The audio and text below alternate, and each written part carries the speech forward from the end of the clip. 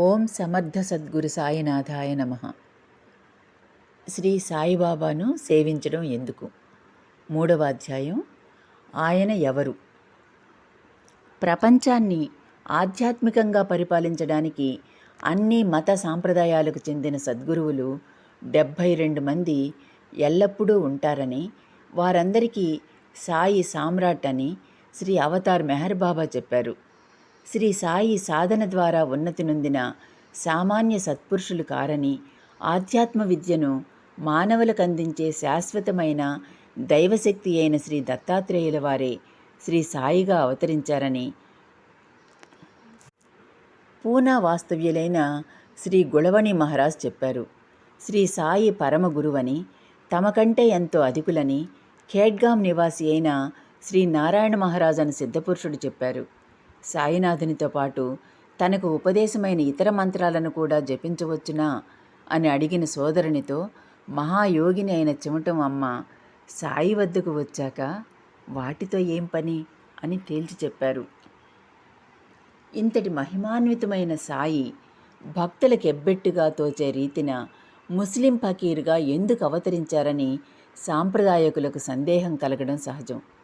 ఏకనాథుడు శ్రోత్రియ కుటుంబంలో జన్మించి తీవ్ర ముముక్షత్వంలో 12 సంవత్సరాలు శ్రీ జనార్దన స్వామి అను మహనీయునికి శిష్యుడై సేవించారు. ఆ గురువునకు అతడిపై అనుగ్రహం కలిగింది. ఒకనాడాయన, ఈరోజు ఎంతటి సాధువులకు కూడా లభించని శ్రీ దత్తాత్రేయుల వారి భౌతిక రూపాన్ని దర్శింపచేస్తాను, కానీ ఆయన ఏ రూపంలో ఉన్నా సంకోచించక నీవు వారి కృపను కోరాలి. మనం అరణ్యంలో ప్రవేశించాక ఎవరు వచ్చి నన్ను ఆలింగనం చేసుకుంటారో వారే శ్రీ దత్తాత్రేయుడని నీవు గుర్తించాలి అని చెప్పారు జనార్దన స్వామి. వారిద్దరూ అడవిలో ప్రవేశించగానే ఒక ముస్లిం ఫకీర్ అగుపడి శ్రీ జనార్దన స్వామిని ఆలింగనం చేసుకున్నారు. అంతేకాక తమ జోలె నుండి భిక్షను తీసి జనార్దన స్వామికి ఇచ్చాడా ఫకీరు. శ్రోత్రియుడైన ఏకనాథునికి ఇది రుచించలేదు. జనార్దన స్వామి అతనిని పిలిచి కొంచెం ప్రసాదం ఇచ్చారు. ఏకనాథుడు అసహ్యంతో రహస్యంగా దానిని పారవేశాడు. తర్వాత జనార్దన స్వామి ఆ ఫకీరే దత్తాత్రేయుడని చెప్పి ఏకనాథుని మందలించారు. అలాంటి అవకాశాన్ని అతడికి మరొకసారి కల్పించి బలవంతంగా ఆ ఫకీరు రూపంలోని దత్తాత్రేయుడిచ్చిన ప్రసాదాన్ని ఆరగింపచేశారు. తర్వాత ఏకనాథునికి దత్తాత్రేయుల వారి ప్రసాదాన్ని భక్తితో స్వీకరిస్తామా, సంశయంతో కోల్పోతామా అన్నది చూసుకోవాలి. అన్ని మతాలకు చెందిన సద్గురువుల కూటమికి సామ్రాట్ అయిన సాయిలో అన్ని మత సాంప్రదాయాలు చక్కటి సామరస్యం చెందవలసి ఉన్నది. బాగా యోచిస్తే ఫకీరు వేషం వెనుక హిందూ సాంప్రదాయానికి చెందిన నైష్టిక బ్రహ్మచర్యం అనే ఆచరణ దాగి ఉన్నది.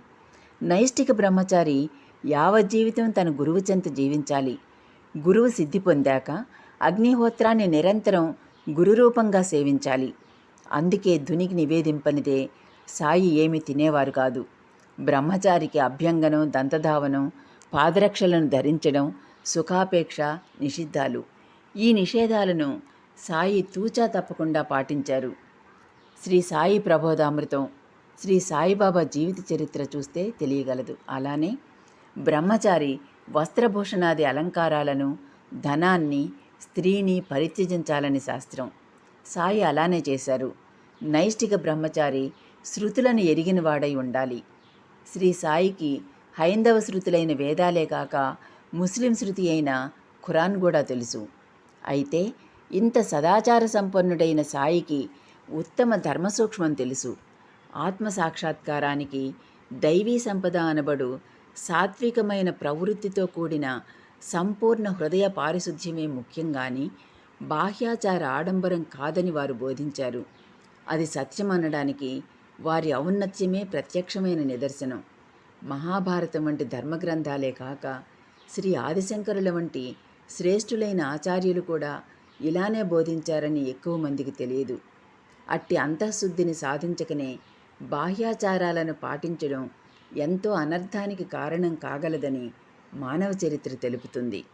అన్ని మతాల వారు కలిసి సహజీవనం చేయవలసిన ఆధునిక యుగంలో సాయి సూచించిన ఈ ధర్మసూత్రాన్నే తెలుసుకోకపోతే నిర్దిష్టమైన మతాచరణకు బదులు సంకుచితమైన మతద్వేషాలకు గురైన మానవుడు అట్టి భేదాలే లేని పశుపక్ష్యాదుల కంటే కూడా హీనస్థితికి దిగజారుతూ తానెంతో ఉన్నత జీవితాన్ని గడుపుతున్నానని భ్రమిస్తాడు. అంతేకాదు, అట్టి భ్రాంతితో ఇట్టి వివేకాన్ని సాధించిన సాటి మానవులను హీనాతిహీనంగా బాధించి నిజమైన ఆధ్యాత్మిక జీవితానికి గల ద్వారాలను శాశ్వతంగా బంధించుకుంటారు.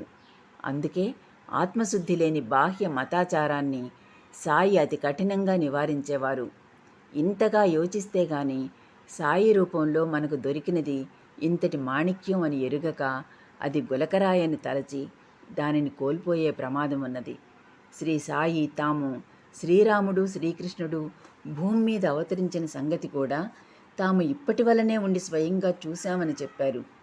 యుగాలు అవతారాలు రెప్పపాట్ల వలె ఉచ్ఛ్వాస నిశ్వాసాల వలె గడిచిపోతుంటే సాక్షీభూతంగా చెక్కు చెదరగ చూస్తుండే పరబ్రహ్మతత్వమే సాయి. మనమందరం అసంఖ్యాకమైన జన్మలెత్తి పుణ్య పాపాలు చేస్తూ వేరువేరు జన్మల్లో వేరువేరు సాధనా మార్గాల్లో దైవం కోసం వ్యర్థంగా తిరుగుతుంటే మనలను చూసి దయచెంది దరిచేర్చుకున్న సాటిలేని పరబ్రహ్మతత్వమే సాయి. ఆయన ఈ సృష్టికంతటికీ ఆధ్యాత్మిక చక్రవర్తి అన్న మాటలలో ఇంత అర్థం ఉన్నది. మనం ఇట్టి అవకాశాన్ని సార్థకం చేసుకోకపోతే సాధించేదేమున్నది? 3వ అధ్యాయం సమాప్తం. ఓం సాయిరాం.